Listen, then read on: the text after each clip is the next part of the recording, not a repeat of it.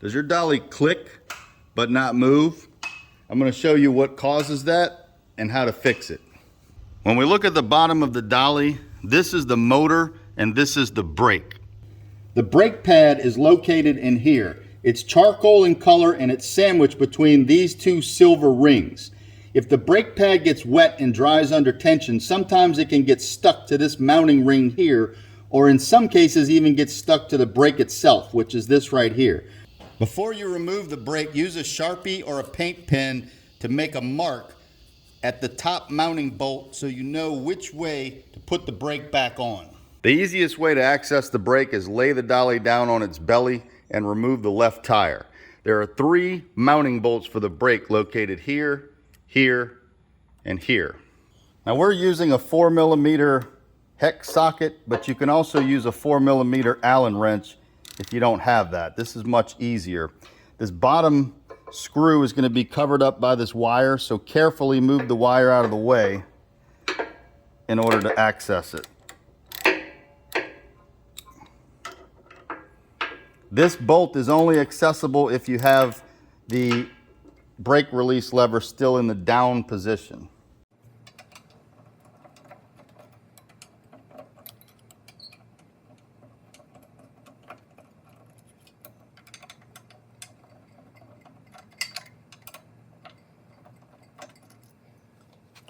Once you have all the screws loose, you can go ahead and move the brake away from the motor.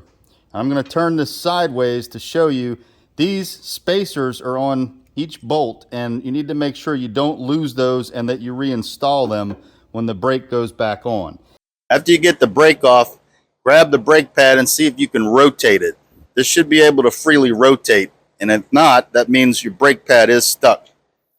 Take a pair of large channel lock pliers and grab onto the brake pad, and you can break it loose. Once that freely rotates, the brake is now unstuck. However, you want to go ahead and remove the brake pad, and you'll notice there's this residue right here. That's from the brake pad. You need to get that residue off to prevent this from reoccurring. And you do that with a scuff pad like this. Don't use any chemicals. Just work on it with a scuff pad until you get all that residue off.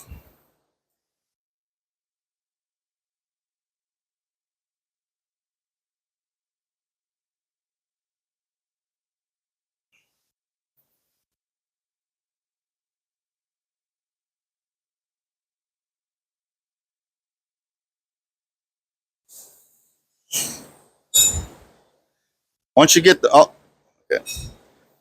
all the residue cleaned off, check the brake pad itself. Look for any signs of delamination, which would be these layers coming apart or anything oozing out of here. As long as it looks good, you're going to put it back on. Make sure that this lip goes inside towards the motor. And then just double check that it freely rotates. And now you're ready to put the brake back on. Then we take our brake,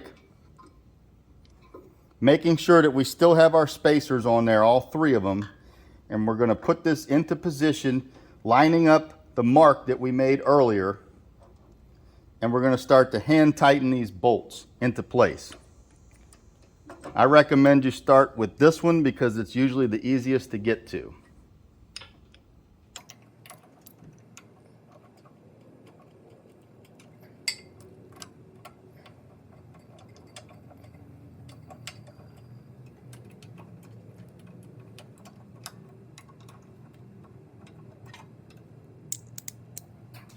Once the bolts are hand tight and you're sure that the spacers are still in place, you can go ahead and tighten the bolts using whatever tool you need.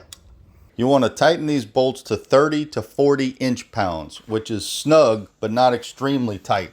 Once it's reinstalled, we can pop this lever back into the up position, put our tire back on, and we're ready to test the dolly. For the next week or so after you fix this, we recommend that you put the release lever in the down position anytime you're going to be parking the dolly for more than an hour.